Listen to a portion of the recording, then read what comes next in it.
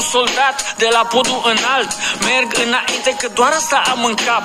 Fac restul lumii, mie îmi pasă de fapt doar de familie, că doar asta am în cap. Nimeni nu poate să știe cât de greu le e frăție celor ce pleacă în pribegie să mai fac 1000. Casele părăsite, familii destrămate, din canapeaua ta cu floricele nu se vede, frate.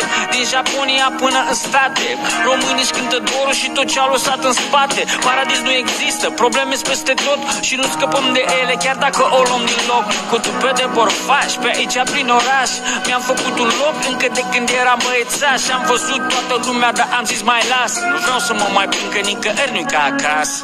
Dați-mi voie să mă plâng și pentru asta să nu fiu condamnat.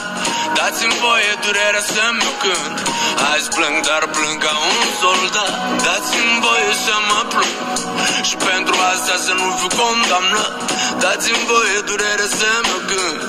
Azi plâng, dar plâng ca un soldat. Domnul procuror, nu mă pedepsesc spre tare. Credeți-mă că în țara asta sunt mâini mai murdare. Dar și în țara asta, eu aș spune în sala asta, organele de stat sunt sinonime cu năpasta. Eu nu pricep politică, dar pricep în oameni. Știi că moldovenii în lume sunt porecliți sărmanii. Sărmanul e o adresare, cum ar fi în loc de domn sărmanul Gheorghe, sărmanul Petru, sărmanul Ion.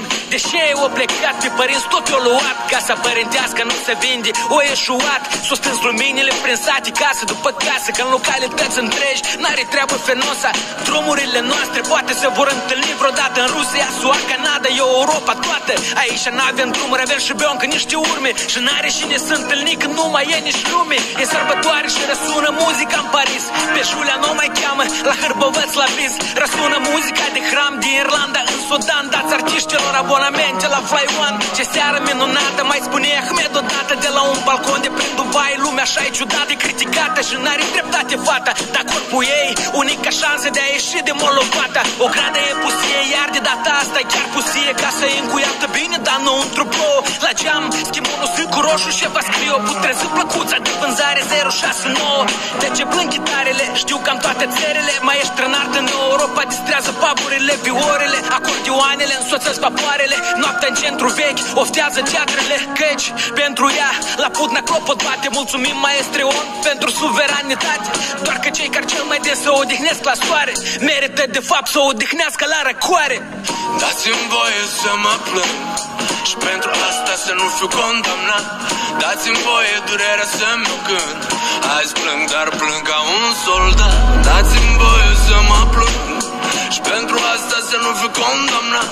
Dați-mi voie durerea să-mi o cânt. Azi plâng, dar plâng ca un soldat.